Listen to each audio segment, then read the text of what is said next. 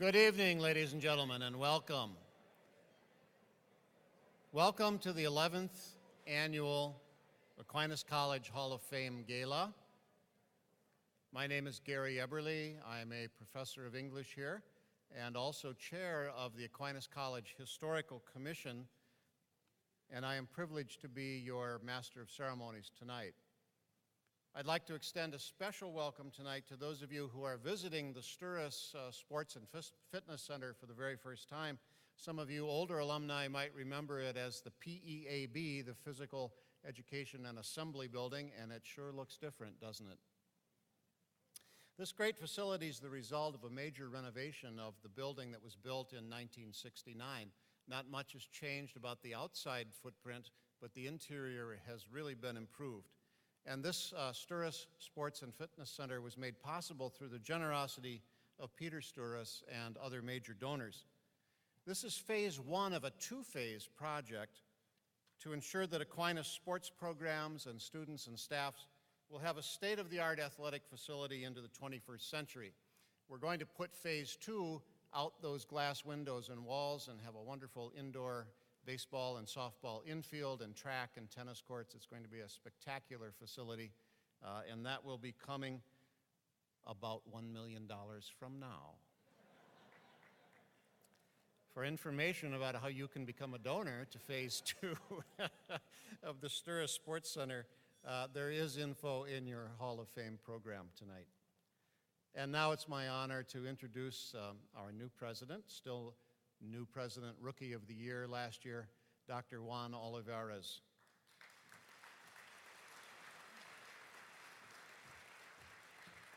Thank you, Gary. Good evening, everyone. It's a pleasure to see so many of you here with us tonight. This is great. This Hall of Fame Gala kicks off our homecoming weekend and reunion weekend, and we certainly love to get this started this way. This time of homecoming is so special, all this nostalgia and renewal and memories and also catching up with each other.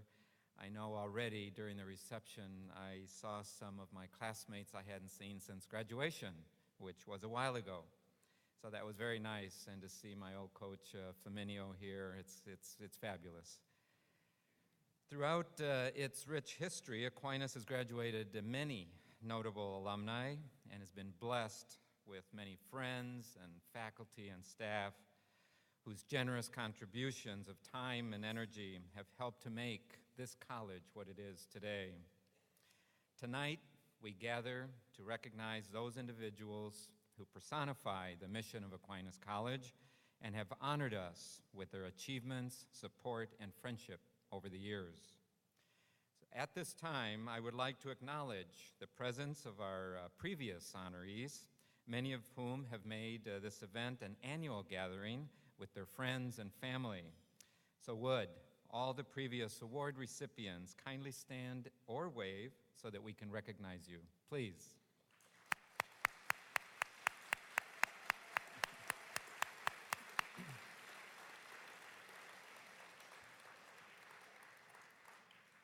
I'm proud to serve as an honorary co-chair of tonight's event with former Aquinas College presidents, Paul Nelson, Harry Knopke, and Ed Baylog, and I know that Paul and Harry are here. Thank you for coming.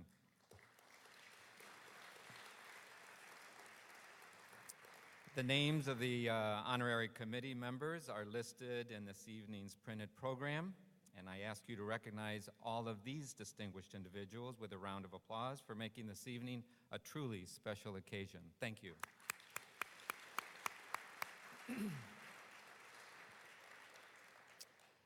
Aquinas College Board of Trustees Chairman, Lieutenant General John Novak, and many current and retired board members are in attendance tonight, along with members of the Dominican Sisters of Grand Rapids and several members of the Aquinas College Alumni Board. So please stand or wave so that we can acknowledge you.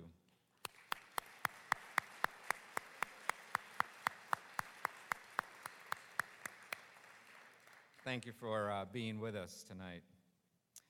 So again, we are grateful that you are here in attendance with us tonight.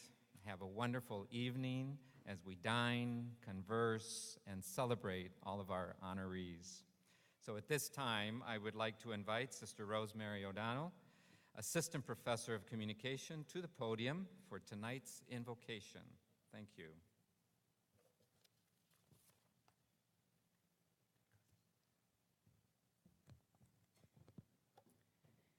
Gracious and loving God, on this splendid autumn evening, we gather to honor those who have played a significant role in the history of Aquinas College. We ask your blessing on each of them as we acknowledge their achievements and the honor they have brought to the Aquinas community as outstanding program directors, faculty, alumni, and athletes. Each has shared their special gifts with Aquinas and the greater Grand Rapids community.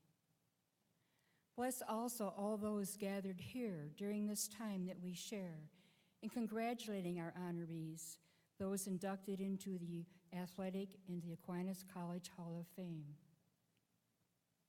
And finally, we thank you for the food that we are about to receive. Bless those who have prepared it and those who will serve it. We ask these blessings in the name of Jesus Christ, your Son. Amen.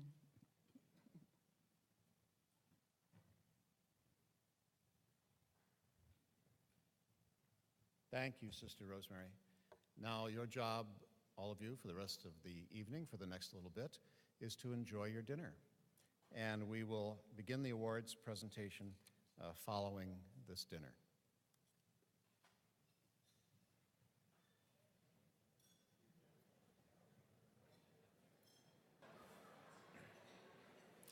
All right, if I could have everyone's attention, please. We'd really like to thank Creative Dining Services and D. Schulers who were tending the bar tonight. Now you know why Aquinas students like to stay at Aquinas. We eat like this every day.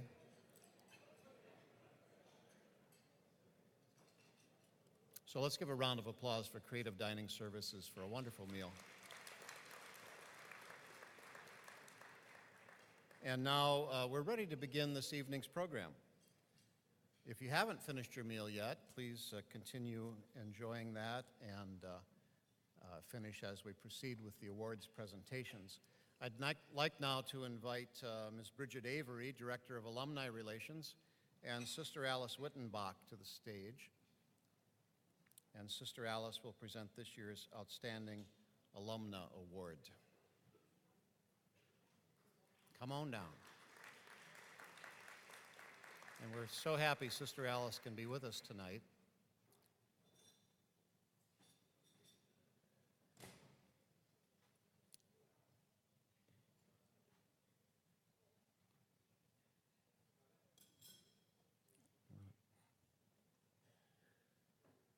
You know, Sister Alice was recently the Spirit of Ireland for the St. Patrick's Day program last spring.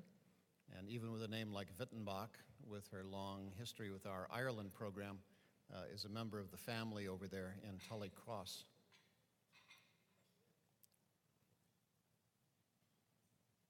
And she's escorted to the stage tonight by our new Vice President of Advancement, Mr. Greg Meyer, who is not new to the team, but he is now running the show. Come on up.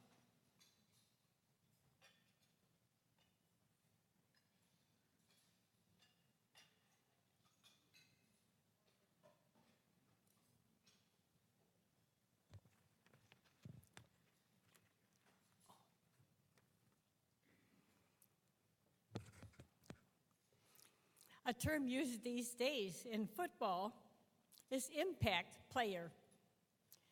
Impact players are those who make the outstanding moves throughout the game, keep teammates focused, and motivate the team towards success. These words can describe Bonnie as well, an impact player. I first met Bonnie in my biology class. She was my student, a student who could be described as intense, thoughtful, steadfast, and committed to each task. In addition, she always brought a cheery disposition, a bright, engaging smile, a good sense of humor, and a special sense of purpose. Bonnie graduated from Aquinas in 1977 as one of the first nurses in the Grand Rapids area to come to Aquinas to complete a BS degree. Bonnie always exhibited a real desire to go the next stage in her academic career. She continued to sustain these academic skills by developing new healthcare strategies. Her model of healthcare management, termed the clinical practical model, was initiated in 1984 in a community-based hospital. This model is now international in scope, and Bonnie has gone over the United States and the world community to promote the value of a sustained care model. I am so pleased and honored to be able to introduce Bonnie Wesorick to you, a real impact player in my life, in the life of Aquinas College, and in the entire nursing world. Congratulations, Bonnie, and thanks so much for all you have meant to me and to so many others who know and appreciate your life.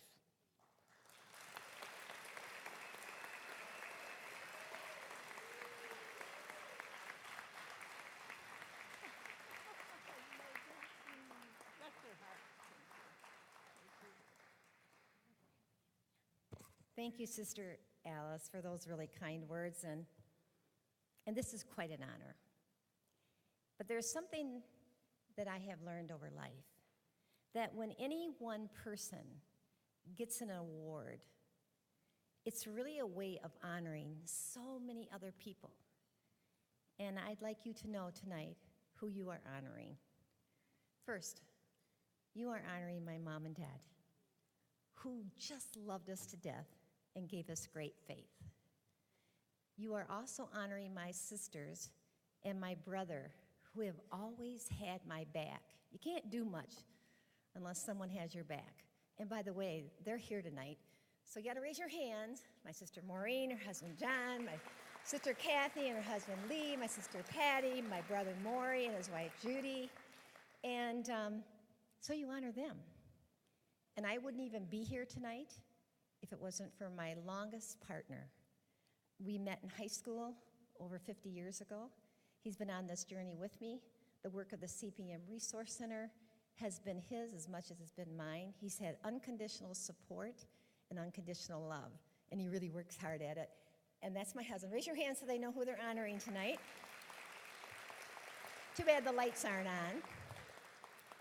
And you honor our three sons, who have always supported our work. And by the way, all three of my sons are in healthcare. So if you thought I had passion before, you can imagine when they entered in that field. And they happen to be here with us tonight. And not only have they supported me, but they inspire me all the time. David, raise your hand. His wife, Fran, next to him. Next to David is Tyler and Matt. Nikki couldn't be here, his wife, tonight. She's at a mandatory teachers meeting. So you honor them as well. And you also honor the Dominican sisters tonight. And I had them in my schooling for 12 years, and then I came back to Aquinas. And Sister Jean in the 8th grade wanted me to be a nun. So she had me be the nun in the school play, so I got to put the whole habit on. And I just didn't know how to tell her. But I did. I said, Sister, I really don't want to go to the convent. I want to go to Catholic Center and be a cheerleader. And when I said that, she threw her hands up in the air and she said, oh, all that yelling will ruin your voice. But then she came back a couple days later, and you know what she said to me? We got to work on you getting up in front of a group without your eyes watering, your face turning bright red, and your neck just blotching, because I believe you will have a message to bring to the world. That was my first beginning of the work. And it was Sister Alice and Sister Irene Kershell, I came back to Aquinas. I needed to go on. I knew I needed to go on and to get this master's program, and I was on a deadline to get in, and I needed to finish up the degree here, and I went to them. I was pregnant. I had 2 sons at home, and I said, can we do this? And by the way, this was many years ago, and they didn't have independent studies like they do now, and they're online, but they got me through so that I could go on. And I believe that the Dominicans represent the heart and soul, the essence of the beauty of Aquinas. You honor them tonight by giving me this award. And you know, there's another whole group of people. Most of them are in different cities in this country and across the continent. They come from the CPM Resource Center. These are brilliant, passionate people who are committed to really improve health care, to create the best places to give and receive care. And some of my colleagues are here tonight, and love to have them raise their hand. Michelle, Diane, and Connie from Kansas City, and Kathy, and Michelle, and there's 2 Michelles. And so you honor them tonight. And here's what I want you to know, that all of them taught me something. They helped me to remember something very important. And that something was taught by an example of a 4 or 5-year-old little boy whose mother was pregnant, and she was often talked about his new little sister, and said that this new little sister was a gift from God, and told him, as you were a gift from God. So they brought home his little sister, and he wanted to be alone with her. And they thought, oh, better not do that. You know, she's so fragile, and why would he want to be alone with her? And they said, no, she's little, and we need to be with you.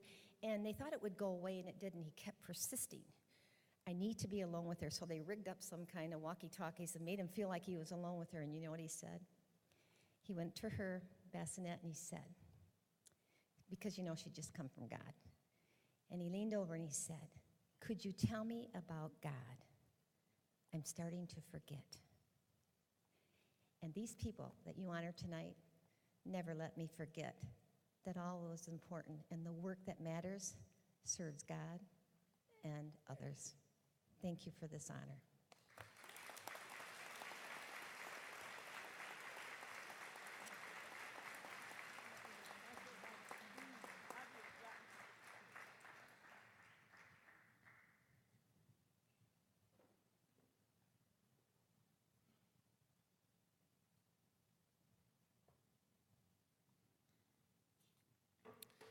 And now I'd like to invite President Olivares, before he escapes too far, to join me on stage to present the Aquinas College Hall of Fame Awards. The College Hall of Fame was established 11 years ago to recognize lifelong achievements of former students, faculty, and friends of the college who've given their time and resources to Aquinas College and also to the world. Tonight's selection of honorees comes from a pool of honorees that was reviewed by the Aquinas College Historical Commission, of which I am chair, and all of our inductees into the Aquinas College Hall of Fame exemplify the dedication to scholarship and teaching and service that we prize in our faculty. Our Aquinas College faculty and staff teach in the undergraduate classroom, and they dedicate themselves to developing students who will have a lifelong love of learning. In their long and varied careers, all 3 of our inductees this evening embody and model for us what lifelong learning is, continually pushing the boundaries of their own learning and their teaching. And I should say that all 3 of them were influences on me when I washed up here at Aquinas about 31 years ago and was just, I can hardly believe how young I was. And they were at the time senior members of the staff and faculty, and all of them encouraged me.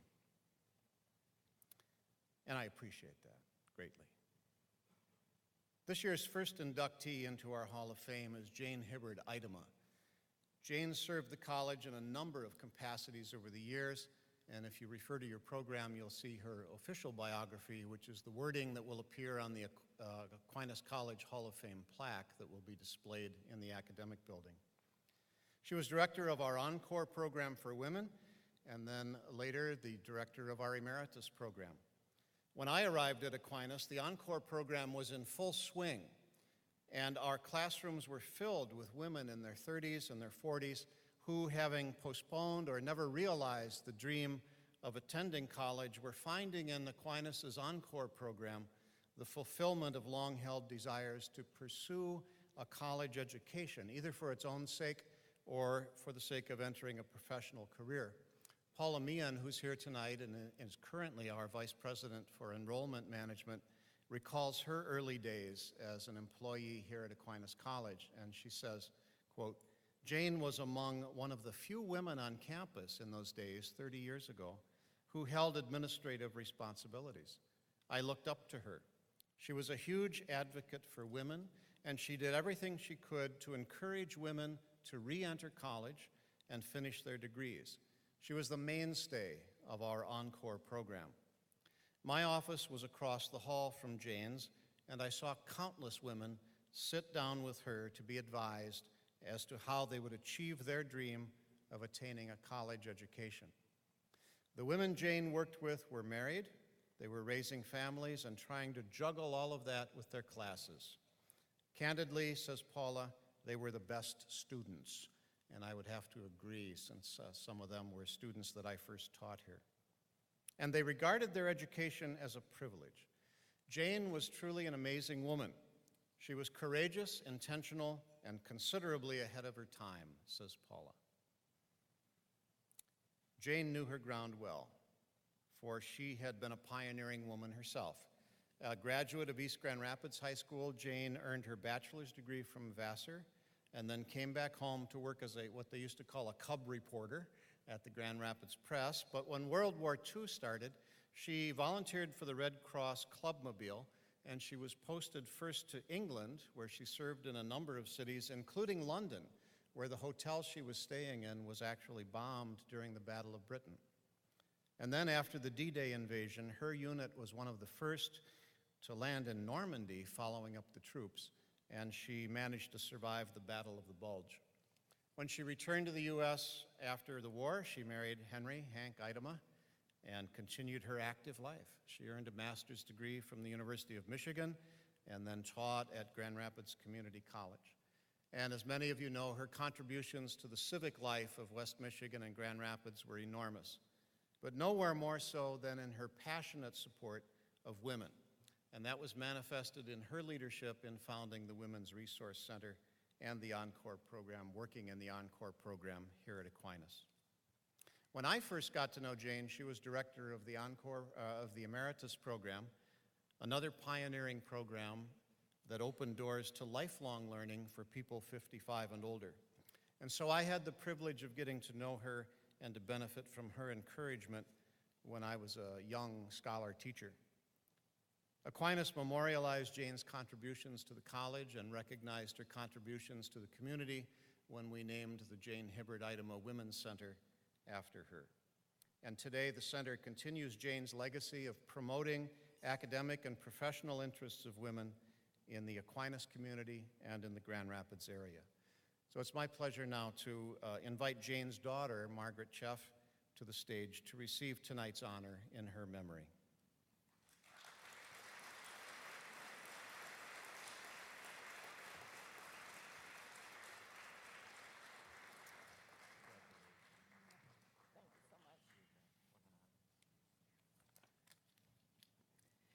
Thank you to Aquinas and the selection committee for this wonderful award.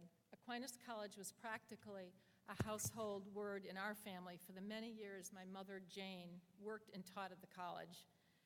While sitting around the dining room table, we heard story after story about the many women that she worked with and served as the director of Encore. Some of those stories often tearing at our heartstrings, as they certainly did hers. Sometimes behind the scenes, but always a strength in our family, was my father, Henry, who is here tonight. He was a man ahead of his time in his support of my mother working full-time while all 5 children were still of school age.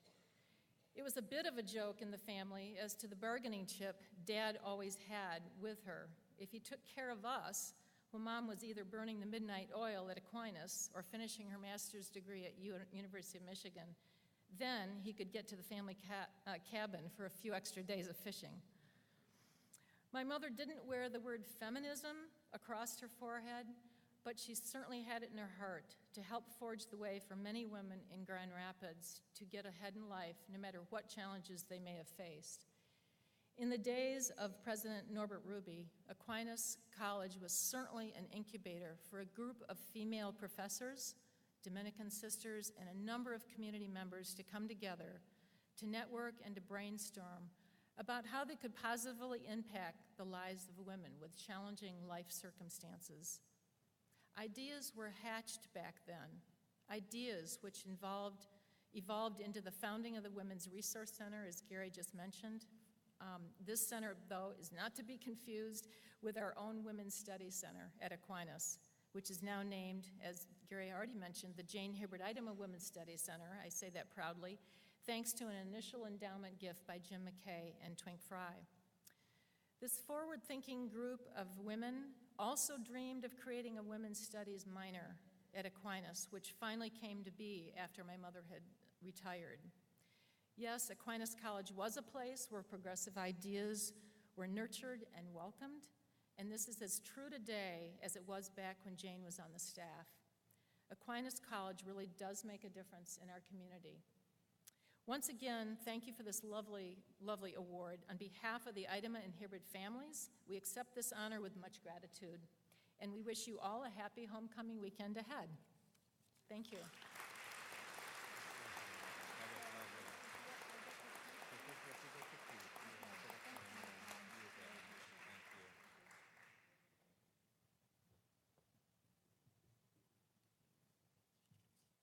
Our next inductee into the Hall of Fame is Dr. Lee Jacokes.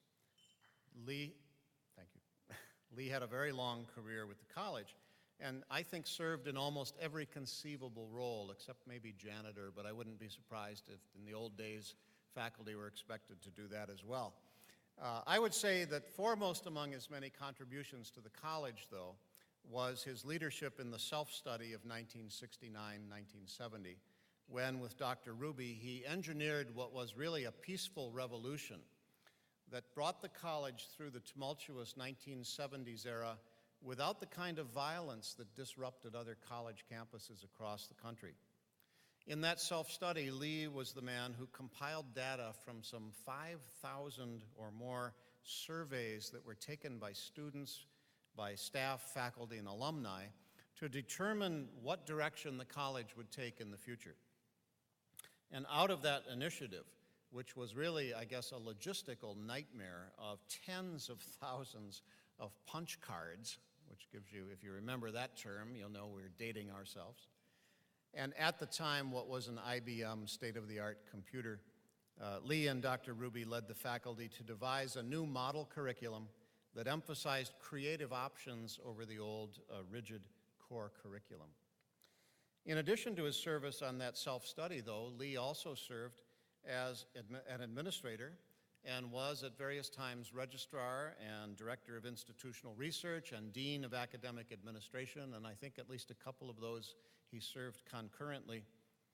And his ability to envision new programs for the college continued with the development of our Master of Management degree, an innovative human-centered alternative to the number-crunching MBA programs that exist at other universities. But in spite of the great success that plan in the 1970s and the 1980s had, Lee never clung to the past. In the 90s, he again took the lead in strategic planning for the college and continued to press Aquinas to look to the future and not the past. In the classroom, Lee was and remains an outstanding instructor, and even since his retirement, he has maintained a presence working with Dr. Bruce Freeman in the research and design courses and serving on the board of the Osher Lifelong Learning Institute. As Vice President of Research currently for Interactive Metronome Incorporated of Weston, Florida, he continues his psychological research even though he's supposed to be retired. It's my pleasure to invite Dr. Lee Jacokes to the stage to receive his award.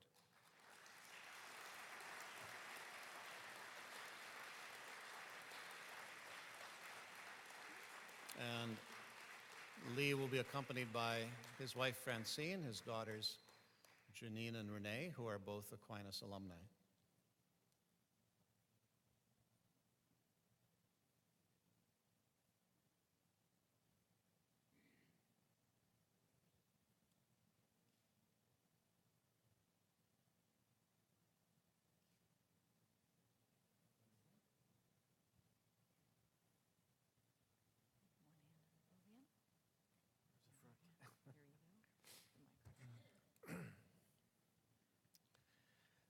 Well, this is quite an honor. And thank you very much for that summary of some real important memories. You know, there are many events in our lives that kind of marked your personal movement through time. And I've had several for sure, some of them mentioned just now. Silly ones, like that first time that I got the invitation from the AARP to join, you know, the Senior Citizens Committee. Or the time that I found that the games and the toys that I played with as a youth were now museum artifacts. Also things at Aquinas, some that have been mentioned here, but one of those has to do with the fact that right now there are several faculty members and administrators who were my students at one point, including President Juan Oliveras.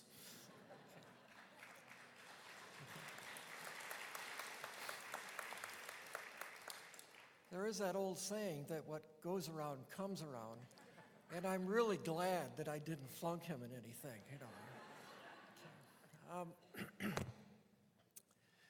The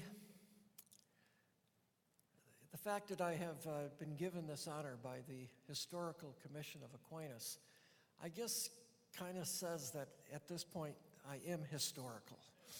You know.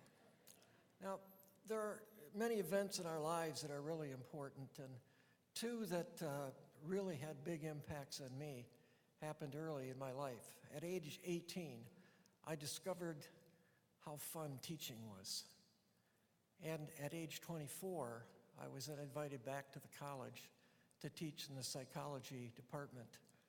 And that put me into the situation where I was able on a daily basis to interact with extraordinarily bright, motivated, and fun to be with students, as well as to be in an environment that was very, very supportive and caring and innovative and really inspiring. And these, of course, were the faculty and staff, administrators of the college. That combination of teaching and of this wonderful environment really made this the best job in the world as far as I'm concerned. Okay. I've also been blessed with 3 daughters, Renee, Janine, and Kim. I'm very proud of them, of the women that they have become.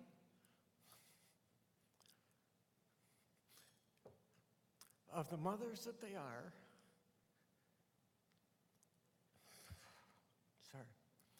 And of the professionals that they are also. Most of all, however, folks, but for sure, the most important event in my life, again, happened at age 18. I met this 15-year-old, beautiful girl, Francine.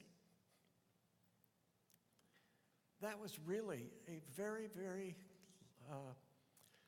fortunate meeting because Francine and I celebrated this year our 50th wedding anniversary.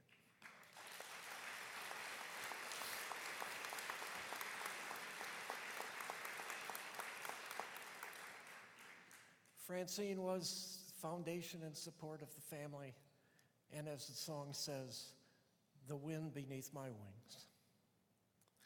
So, thank you very much for this wonderful honor. To be listed amongst the honorees, the previous honorees, is just very, very humbling. And I thank you all for being here and for sharing with us and with everyone else that is going to be honored today and has been, and especially on this 125th anniversary of the college. Thank you very much.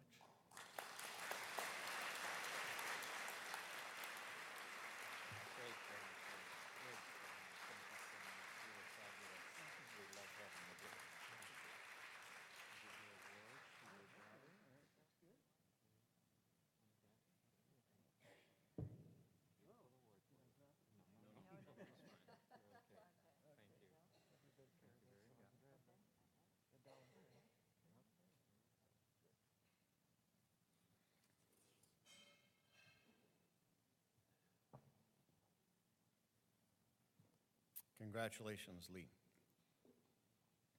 Our third inductee tonight is a man I've had a lot of contact with over the last many years, Dr. Andrew Jefchak, whom most people know as Jeff. They think that's his first name, and not an abbreviation of his last. Once he told me over lunch that he has three main passions in life. I mean, you know, aside from the family and all that, the things that really drive him are baseball, politics, and motion pictures. Given that he was born in the Chicago area, we Detroit Tigers fans will tonight, in a gesture of noblesse oblige, we will forgive the fact that he's been a lifelong White Sox fan, and we'll focus on other more salutary aspects of his career. In the late 60s, when Jeff arrived here at Aquinas, cinema studies was a new idea in American higher education. Stuffy English departments were very much text-based, and they couldn't admit that movies were an art form. Nonetheless, Jeff received a Kellogg Foundation grant and set out to establish a cinema studies program that has taught a couple of generations of students that certain films can transcend mere entertainment and become art. His enthusiasm for Alfred Hitchcock and other master directors is contagious, and he shares his enthusiasm for the art through the reviews of contemporary films that he's been writing for the Grand Rapids Press since 1978. Jeff really threw himself into the political life of this college as well, and never let his specialty hinder him from fighting tough curriculum battles. He was one of the spearheads behind our humanities program as it developed in the late 1980s, and before that had been involved in the Writing Across the Curriculum initiative that the college adopted. He was chair of the English department when I joined the faculty, and for 16 years, I did it for 13, and let me tell you, 16 is a form of purgatory that there should be an indulgence for. I confess, though, it took me a while to get used to Jeff's leadership style. At English department meetings, there would be a very neat agenda, you know, like of 8 items, and Jeff would say, let's start with number 6. When I solicited comments from my colleagues about Jeff, all agreed that his leadership style was to build consensus, and he was never a dictator in his ways. And this diplomacy served him well when he served terms as the chair of the Academic Assembly during a particularly contentious era. At his retirement, the Jefchak Endowment for Cinema Studies was established to purchase primary and secondary media materials that will support the study of film here at the college for a long time to come. So please join me in welcoming Dr. Andrew Jefchak to the stage to receive his award.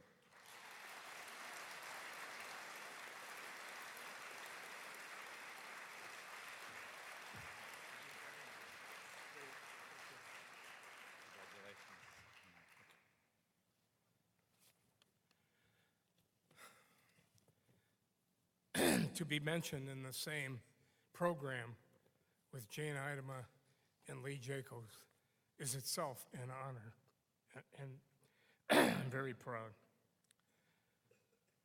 Often in our conversations, my wife Kay will roll her eyes and change the subject if I try to explain my viewpoint on something by citing a parallel in some movie. Even in the privacy of our home, she gets irritated by my movie-centric life. But despite her disfavor, I think I'll risk it one more time because I figure she stayed with me for 53 years and she's not about to walk out on me in public anyway, at least not in theory. Anyway, I'm reminded this evening of a scene in From Here to Eternity, a great 1953 film based on a nonetheless bloated, tedious novel by James Jones. Forgive my casual trashing of the book. When I was writing reviews, such glib condemnation was almost expected at any opportunity. At any rate, there's a scene in that wonderful movie version which won several Oscars, a scene which I'd like to apply to my situation here. It takes place in a Honolulu bar a few weeks before the Pearl Harbor attack. A soldier in a Hawaiian shirt, played by Montgomery Clift, is talking to his lady love, played by Donna Reed. She's actually a prostitute, but in those heavily censored days, she was a dance hall employee. Details of what went on in the dance hall were not allowed to be explained, of course.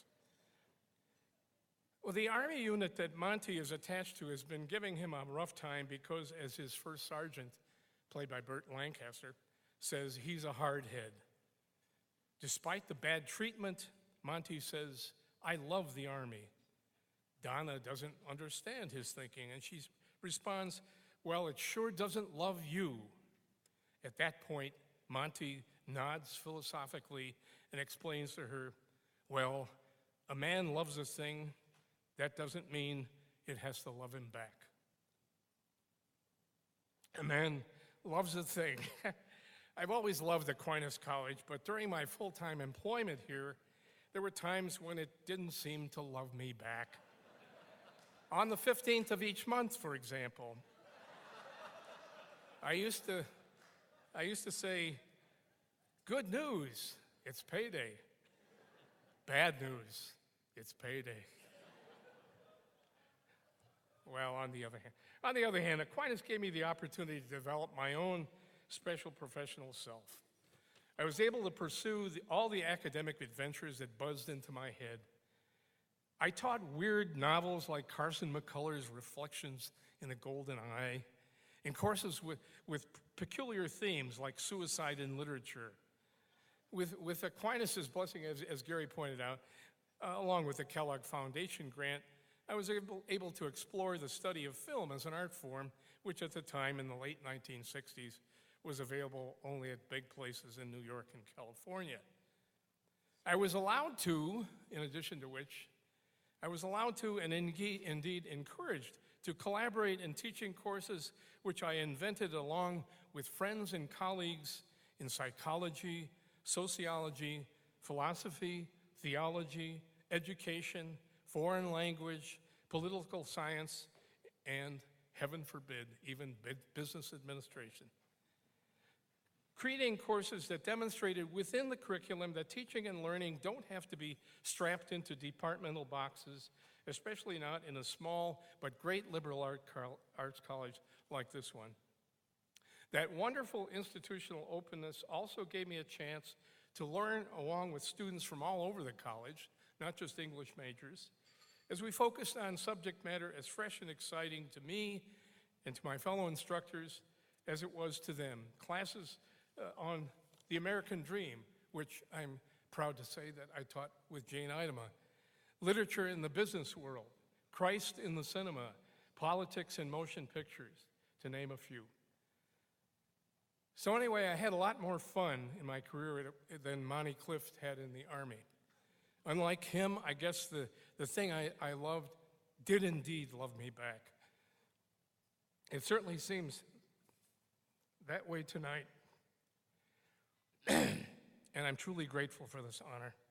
I'm also grateful for all the members of my wonderful family and the friends and former students here tonight. Believe me, you're all in my own private Hall of Fame. Thank you.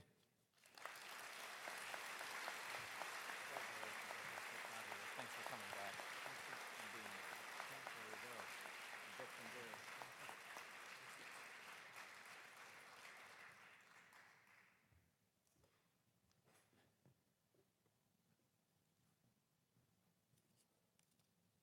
Well, joining us now will be our longtime Director of Athletics, Terry Boshin, Mr. Athletics for Aquinas College.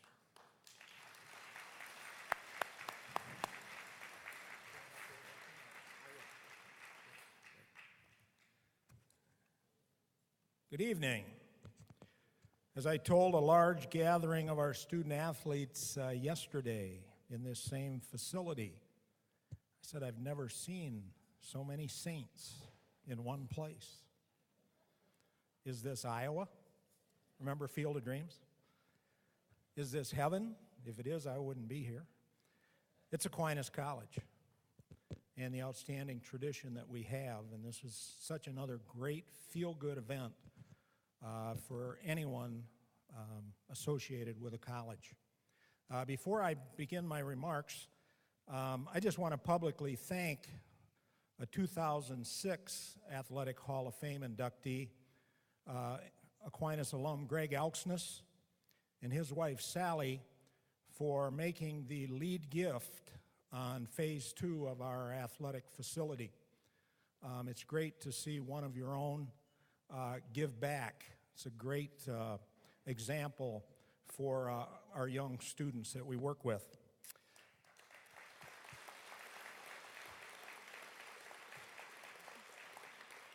It's once again my privilege to represent our athletic department that has grown to over 400 student athletes this year, a staff of over 70, and of course thousands of former student athletes at the college as we induct our class of 2012.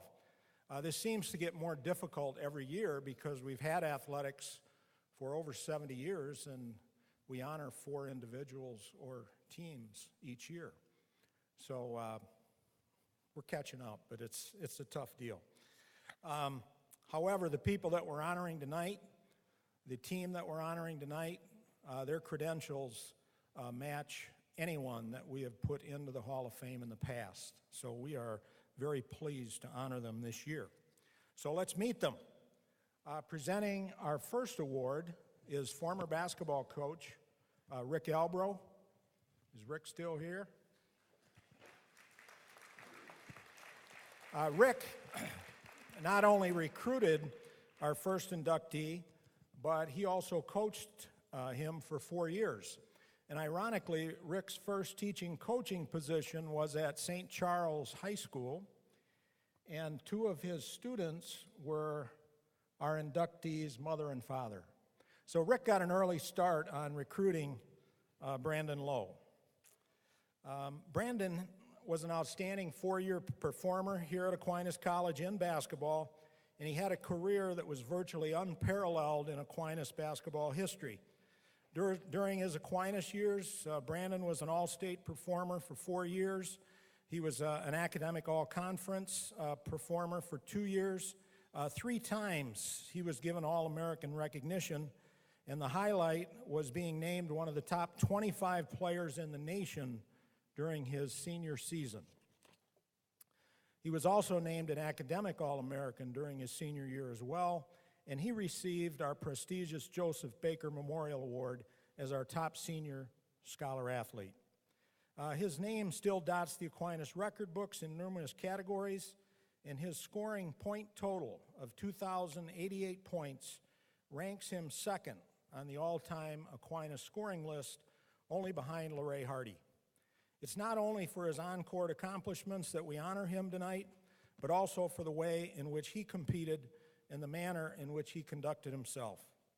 It is our pleasure to welcome Brandon Lowe into the Aquinas Athletic Hall of Fame. Brandon? Yep.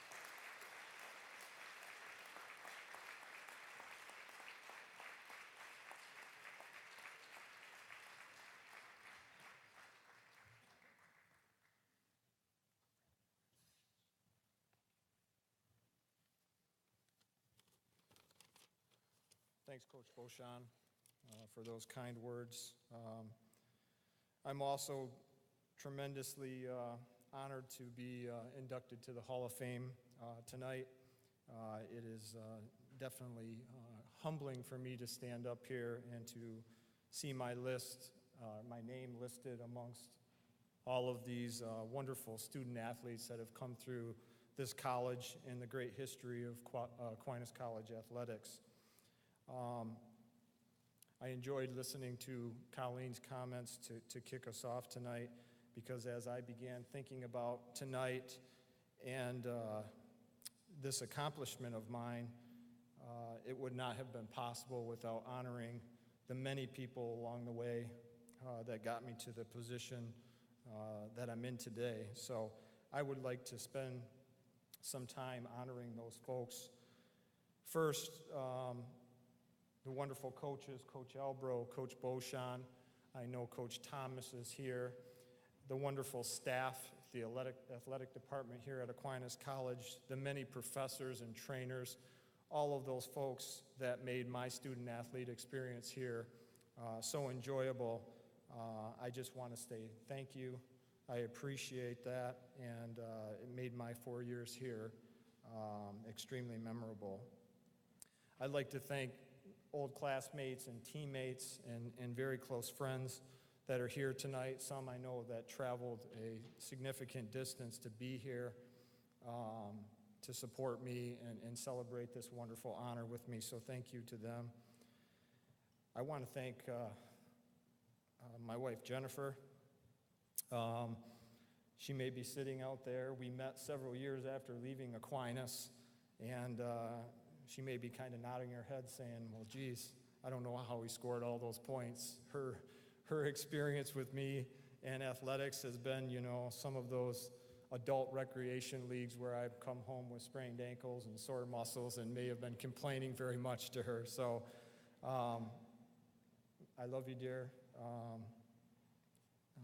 Your unwavering support, I can't thank you enough, and for our two wonderful children, so thank you. I'd like to thank my grandmother, who's here, and my late grandfather, Jim Elbers, who actually passed away in 2005. Those two folks were always my biggest fans. Never missed a home or away game. In fact, usually beat the team bus to whatever event we traveled to. So I love you, Grandma. Thank you. And finally, to my parents, Jim and Jeannie, if you guys could just raise your hand for a quick second over there.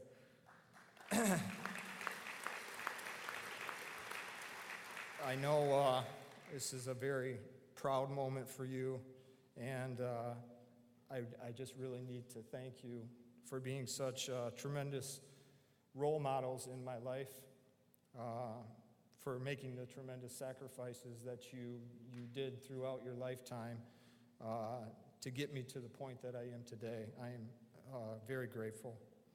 And for always challenging me, putting things in perspective and challenging me to be the best person that I possibly could. I am, again, extremely grateful. Thank you.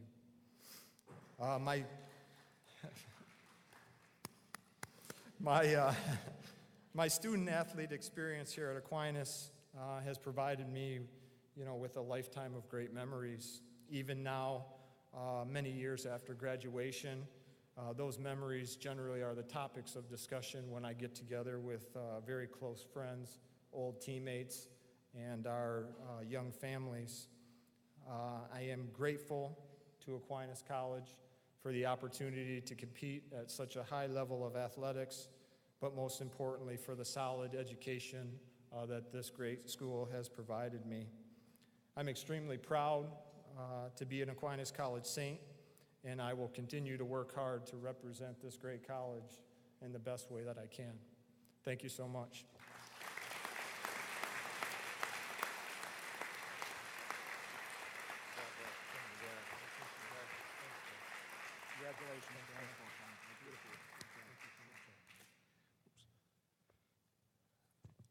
Helping with our next presentations will be a 2009 Hall of Fame inductee who was the coach of our next two honorees, Mary Takis. Mary?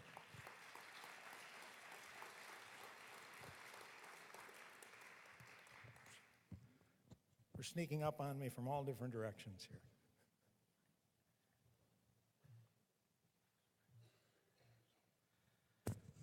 Our next inductee, Jodi Borowicz, was one of the most dominating pitchers in Michigan collegiate softball circles in the early 1990s. As a freshman, the Sheboygan native posted a 23-4 win-loss record while pitching Aquinas to its first state championship and an appearance in the national tournament in Florida. Her next 3 years were almost as spectacular as she continued to fill the role as the Saints' #1 pitcher, winning an additional 60 games while allowing less than 2 runs per game with an earned run average of 1.2.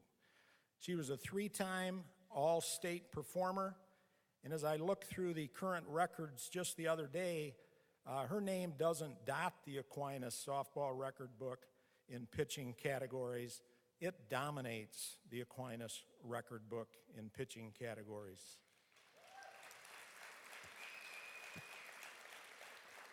Please welcome Aquinas' softball pitching ace into our Hall of Fame, Jodi Borowicz.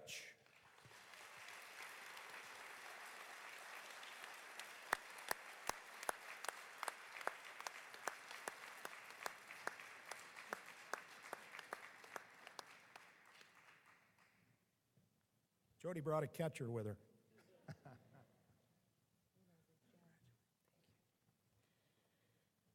Thank you. That's my nephew, Nicholas. He knows his role right now. As I speak tonight, if I say your name, just stand. At any point, if I say your name, just stand. I want everybody to see the people that really should be the ones getting the applause. A few weeks ago, a great friend of mine was talking to me about this prestigious honor that I would be achieving tonight. She said, "Do you know what kind of gift you've been given? God gave you the gift to throw a softball, talk the game like it's part of your own life playbook, and how to give your teammates an experience they will carry with them forever. Do you get it? You have a precious gift." It was kind of tough for me to hear someone talk about me, that specially, but it made me stop and think how lucky I really am. I stand in front of you, humbled this evening, with a gift in my life that would never have been given without some wonderful firsts. The first time playing in the backyard with my true competition, Louie, Jeff, and Linda.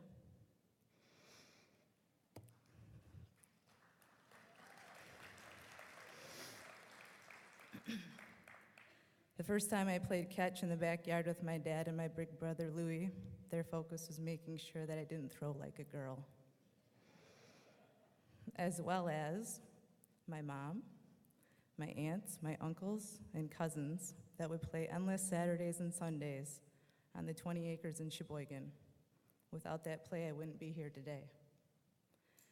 The first time my brother Jeff let me run out into the tall weeds to fetch his heroic home run, I ran it back in, held high in the air, to offer it to him as a trophy, along with the best high five a little sister could give. The first time my mom said yes to signing us up for Little League and being the faithful fan for every home event, as well as being the chauffeur to and from all the practices and games.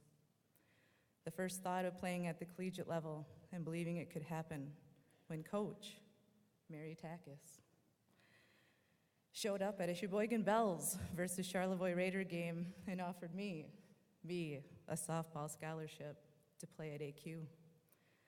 The first practice with Bob Becker in the AQ Fieldhouse, where I met my catcher, Christy Jaklinski, the All-State phenom from Wyoming Rogers, that would be my #1 fan and best friend on the softball diamond for the next 4 years. The connection we had as a pitcher and catcher cannot be understood by anyone unless they've lived it. The first time meeting my infamous teammates, Claypool, Madge, Lizard, Kimmy Z, Teeny, Meinhardt, Hayward, Woodcocks, Henry, Susie G, Walker, Mean Jean, Smitty, Carriage, Kotwicki, Voigt, Missy Lee, Hubbard, and a group of transfers. Bitterness, you better be standing. Goldman, Mudd, Gray, McCoy, and Mull that had to join the winning ways of AQ softball. Our first Michigan non-league game where Christy and I had to get our cocky selves put in check by getting pulled from the game, for me giving up a single after double, after back-to-back home runs to the Alma Scots, and for Christy not getting the signs right or being able to get her pitcher under control. Boy, did we get that fast. And on that day, Grace and Ace began their trek through the AQ record books. The first time two Borowicz sisters, Linda, it's your turn, played against each other, Saginaw Valley versus AQ. And because of wisdom, pure athleticism, and the knack for knowing what her little sister would pitch her, the older and always wiser sister would get the best of the youngest. She hit a tomahawk single right past my head and up the gut to center field. That tomahawk team play and dedication that contributed to her own team landing into the SVSU Hall of Fame last year.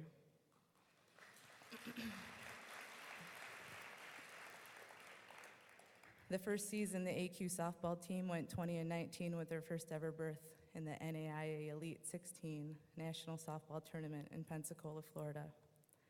MC Hammer's tune, "Can't Touch This," will always hold strong as our song, Lady Saints. The first time I was awarded National Pitcher of the Week honor, that rightly should have gone to all my teammates with their amazing defensive plays, broken bones, and bruised faces that were earned every game, because these were the best times of our lives, and we wouldn't have it any other way. The first time realizing that our coaches Tack, Pat, BJ, and Lisa taught us more about life than just how to put the suicide bunt down to score the winning run. I surely will never forget their gifts. At this point, I'd like to take an opportunity to thank Aquinas College for giving me the first authentic opportunity to be the best student athlete I could be, giving me the opportunity to steal knowledge from the best instructors, Ernie Mousseau, Betty Taylor, Andrew Jefchak, and Sister Alice. Gave me the opportunity to take what I'd accomplished and turn it into 20 years of a teaching career, a career where I have been able to give my own students the opportunity that I was given. I just hope that my gift to my students gives them many firsts to move toward in their own lives. Leaving out my first group of college friends that became my family after leaving Sheboygan would definitely be a sin. So Sarah, Linda, Molly, Mary Beth, Jeannie, Kai, Stacy, Brenda, Kitch, Jill, thank you for being my gift. Without each and every one of you supporting me throughout my college experiences, I wouldn't have been able to make it through each day. Thank you for taking care of me and my broken sternum, those cold softball games cheering us on at the bleachers, spending last-minute study sessions each weekend, and for having my back always, even up to this very moment tonight. Between my Borowicz family, Mom, Dad, Louie, Linda, Jeff, Lisa, and the greatest nephew in the world, Nicholas, my Aquinas family, and my Barry and Clare County members, Shauna, Christine, Tom and Allison, Shane and Kaylee, I'm so proud to share this evening with each of you and need you to know that your gifts of love and friendship are more important than any game I've ever played. All of these firsts have led me to this day today, to stand in front of all of my friends and family to be honored with Christy. We were two teammates that couldn't be the best without each other. That's a lot of trust, teamwork, and love that will never be forgotten, and I will cherish those gifts for a lifetime. To be the first softball pitcher and catcher of AQ inducted into the Hall of Fame, what a complete honor. Christy and I both thank you all for this very special gift.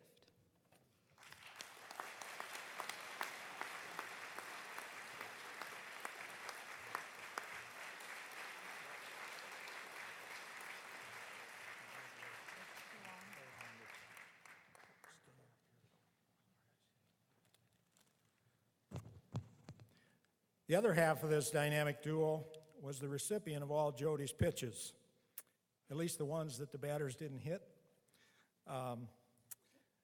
Christy joined the Saints program and made an immediate impact as the squad's freshman catcher. She was a 4-year starter, She immediately became the backbone and spirited leader of the softball program.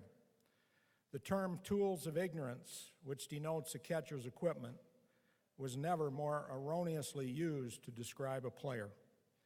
An outstanding student, she was the Saints' cleanup hitter and led the squad in numerous hitting categories. Her name is still in the Aquinas record book nearly 30 years later in both offensive and defensive categories. She was a two-time NAI All-State player, earned with her ability, and she also earned All-State academic honors. However, she is remembered more for her intangibles, leadership, commitment, and being a great teammate than for her records. Although she left us far too soon, she is still remembered by those whose lives she touched during her life and during her softball career. Her high school, Wyoming Rogers, and her Aquinas College teammates have initiated annual softball games to aid Christy's cause, which helps raise funds for cancer research. Last spring, a scholarship was started at Aquinas to help a current Aquinas College softball player who best exemplifies her qualities and is considered an outstanding teammate.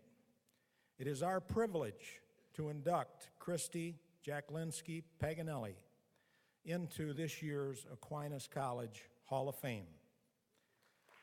Accepting on her behalf of her family is her husband, Dino Paganelli, also an Aquinas alumnus and former Aquinas baseball player. Dino?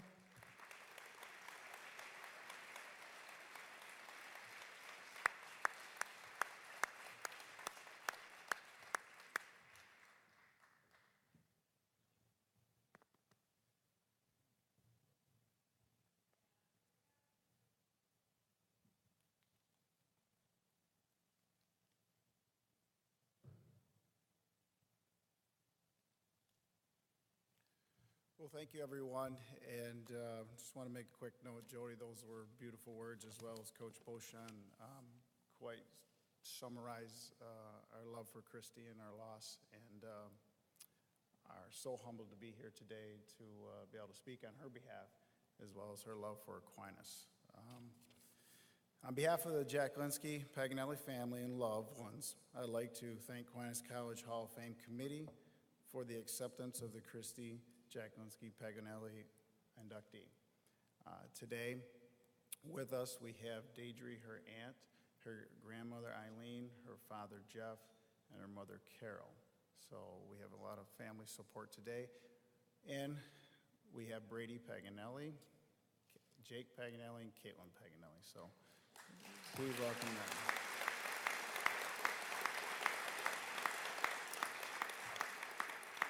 There's one quick story that I've never shared with Coach Beauchamp that I will tonight. I was on a recruiting trip for baseball, and I made a decision to go to Grand Valley at one point in the fall, reevaluated that, and became a Saint. Best move I've ever made. And but that day when I returned to Aquinas College on that trip, I ran into Christy. I knew of Christy from the past because we went to the same high school. She was a little bit younger than I. But ever since that day, we started dating and talking, and we have 3 beautiful children from that day. So, Coach Bo, thank you for that opportunity to open that door back for me to come back to Aquinas College.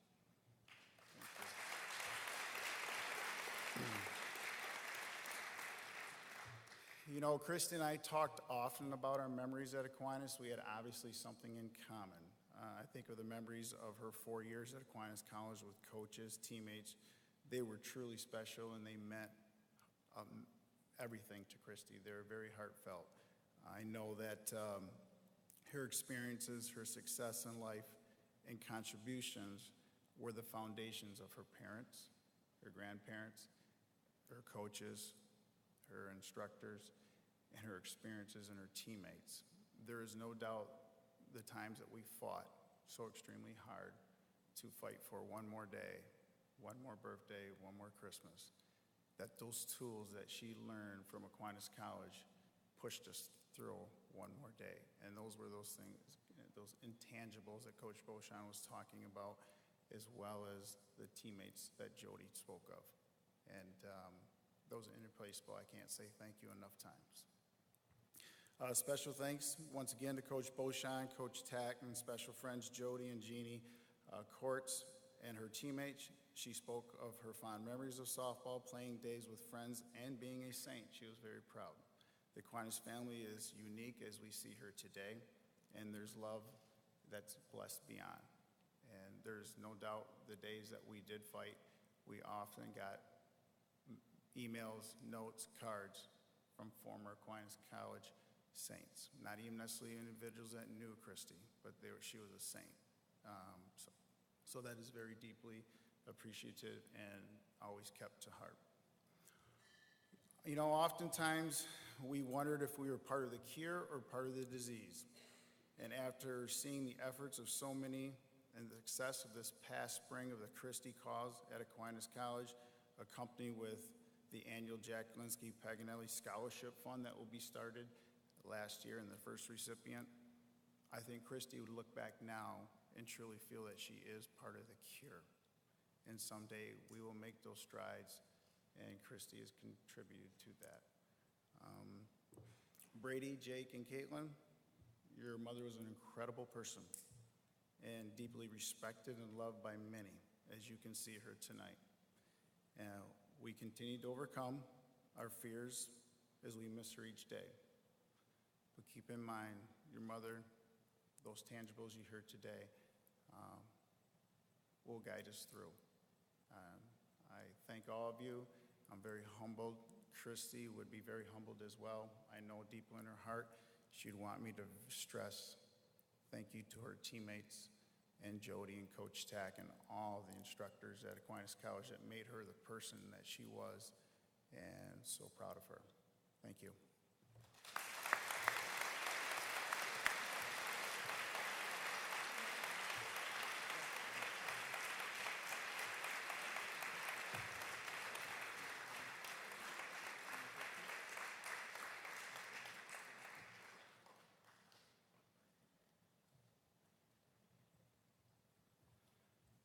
Thank you for those words, Dino. And the other story that Dino didn't tell you is that I finally figured out in his senior year why on certain days he had to leave practice early to work on his education classes. And when I came back to my office, the softball team always had a game. And Dino was studying and watching the game simultaneously. You didn't know I was that sharp, Dino. Making our last presentations of the evening, our current Aquinas track and cross-country coaches, Dave Wood and Mike Wojciechowski, who do just a tremendous job with those programs. Coach Wood?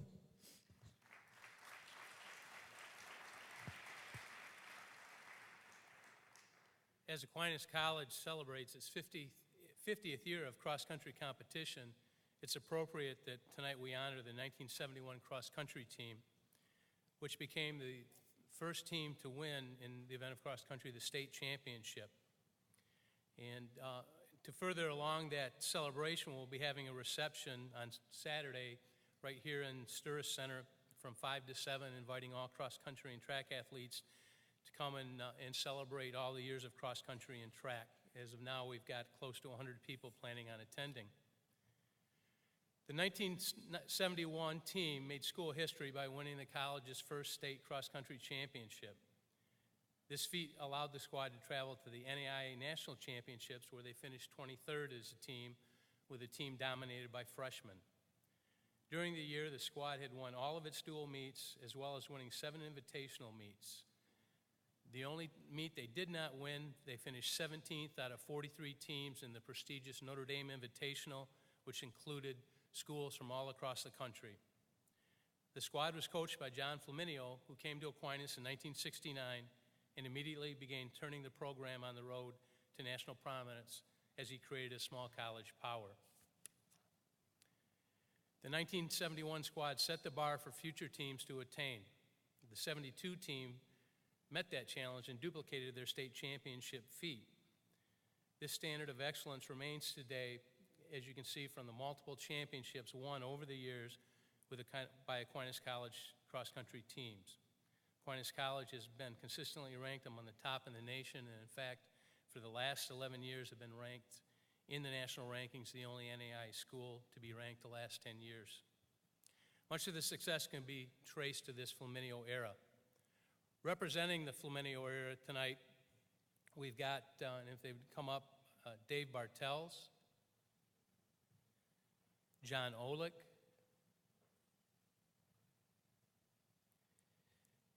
John Carr, team captain Wayne Stefanich, and head coach John Flaminio. Let's give him a hand.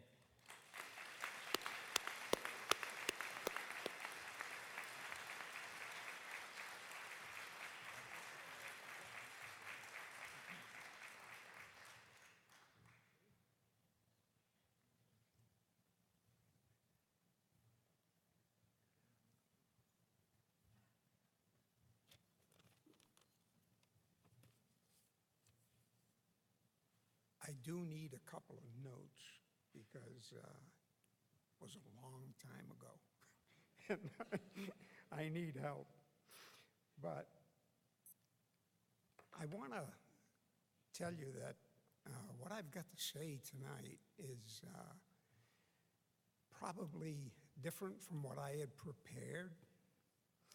I wanted to honor the guys that ran while I was here, but I've been kind of overcome by the feeling that I get from the Aquinas community. Right now, I can look back and I see a lot of people who are people that were here at Aquinas when I was here in the 70s. And they're still here, and they're still in love with the school. I can't tell you how difficult it is for me to think about that right now. I think it's such a great achievement. When you're in coaching, one of the things that you try to do is to build a team. And when you build that team, you have a certain cohesive unity. You're always looking to get that because people can gather strength from each other. I was very fortunate as an athlete to compete on a team that had that it. When we showed up, people knew who was going to win. That's something that I tried to get going at Aquinas. And it took a couple of years. The first couple of years, we were close. We had some great leaders. But then those people graduated. I was fortunate that Wayne Stefanich stepped up when we brought in a group of good freshmen. Wayne said, "Coach, I just, it's hard for me to talk to these kids. I rather do it by example." I said, "I know you do, but I need somebody to carry what I'm saying onto the team." They bought in, they worked hard.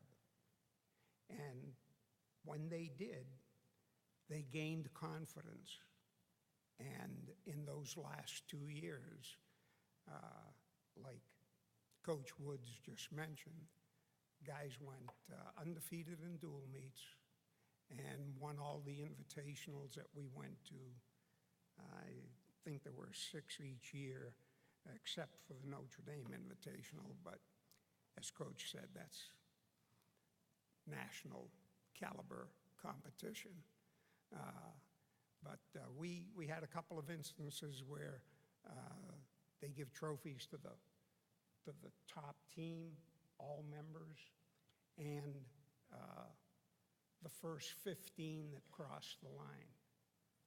We had more than one occasion when our guys went home with 2 trophies. So we were very happy. I've got to say that it factor is something that, you know, when you got it, you know what it is. That's all I can tell you, really. When you got it, you know what it is. And the people here at Aquinas, especially you people in attendance right now, if you can't feel that family love for the school, for each other, I don't know if you ever will, because I truly feel it tonight. And I'm proud of what our guys accomplished, and I hope that this is going to be something that just continues. It sounds like Coach Woods has really got it going now. Thank you very much.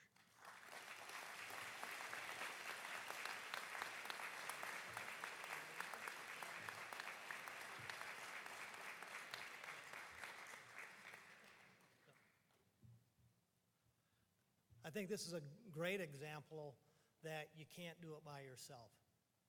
I know that I never would be up here if it was just because of my accomplishments. Coach mentioned we were dominated by, freshmen. Coach did a great job of recruiting, and gentlemen, here made everything, possible. So a lot of the people that, we would like to thank, the parents and grandparents, and these are the people that, really made it, possible. And for our teammates that aren't here, we thank them. That there's something, again, catcher-pitcher relationship, something that, we're friends, but we're teammates, forever. And it's something that I think we all appreciate.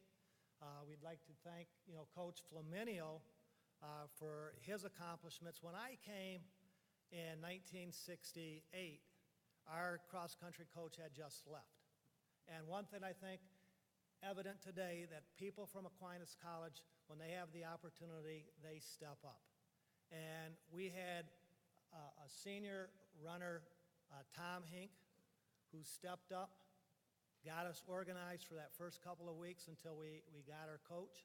We had great leadership from guys like Mike Devereaux, Ronnie Green, Elfinio Oliveras, and as Coach said, we just did it. And it was something that, I will always treasure, I will always remember, not so much, the championships and the trophies, but the friendships that, we've developed. When I first came to Aquinas, my first 2 years, I struggled. And there was one person that I would really like to thank because he kept me going. He gave me encouragement, and that was Juan Oliveras. So, President, Aquinas is in great hands. When he was that young and he took that type of leadership to, help people out, just unbelievable. Coach, taught us a lot of life lessons. Coach Carr, one of my best friends from St. Joe, teammate.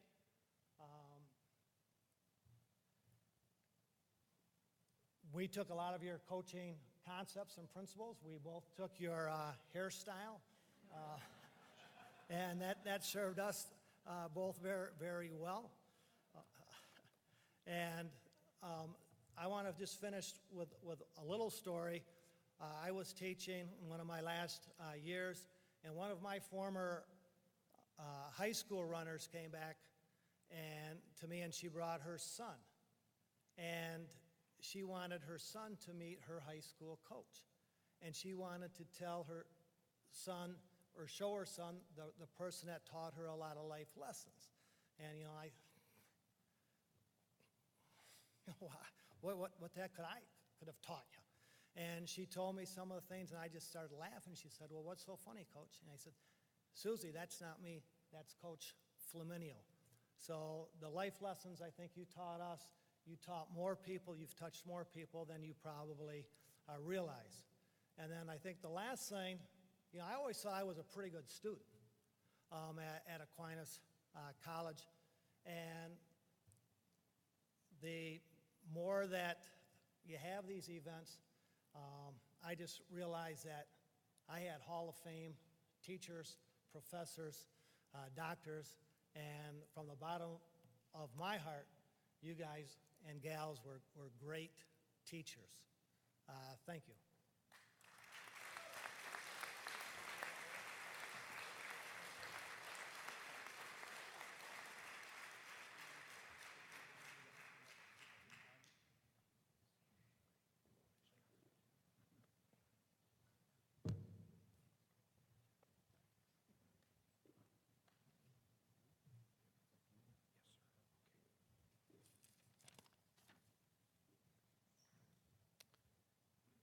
Well, let's again congratulate all of tonight's honorees.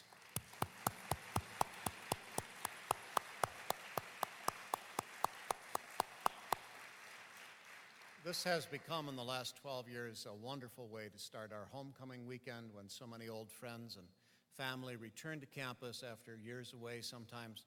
And I want to thank all of you for joining us tonight for what's become a very important campus tradition. I used to belong to a committee on new traditions here, and this is one of the traditions that I've been involved in starting, and now it is a tradition. It's no longer new. Well, hearing the citations and the personal stories from all these presenters and all the honorees alike, we can all feel proud, I think, to be associated with the long, distinguished history of Aquinas College, and we can look forward to continuing the Dominican tradition that combines academic excellence with a lifelong commitment to learning and to serving others in our professions and in our lives. We look forward to next year's Hall of Fame ceremonies, which even now we're in the process of planning. So if you have any nominees for next year's alumni, athletic, or college awards, please see me or a member of the committee, or send the college an email through, I think, the alumni department, and that word will get to us. To conclude this evening's celebration, we call upon Sister Maureen Geary, the prioress of Dominican Sisters of Grand Rapids, for tonight's benediction. Sister Maureen.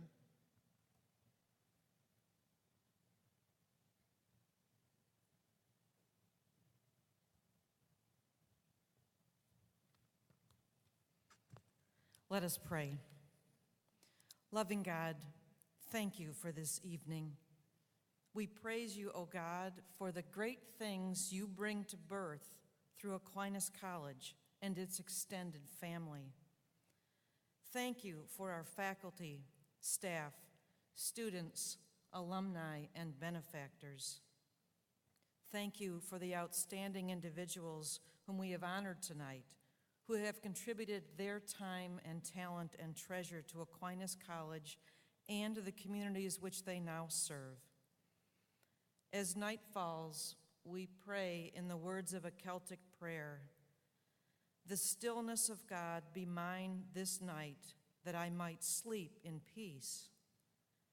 The awareness of the angels be mine this night, that I may be alert to unseen mysteries. The company of the saints be mine this night, that I may dream of the river of love. The life of Christ be mine this night, that I may be truly alive to the morning, that I may be truly alive. Amen."